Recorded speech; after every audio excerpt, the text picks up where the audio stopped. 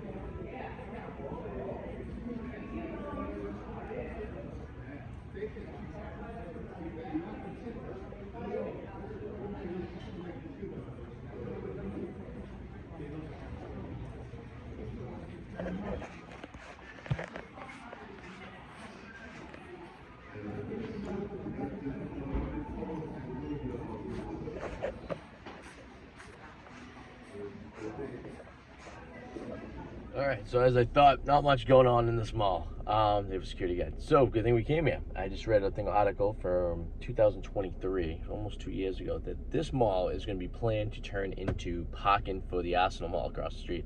Looks like they're going to keep the Target, excuse me, and knock the rest of this place down and just build giant parking garages to connect across the street, because it looks like they have a problem with parking over there.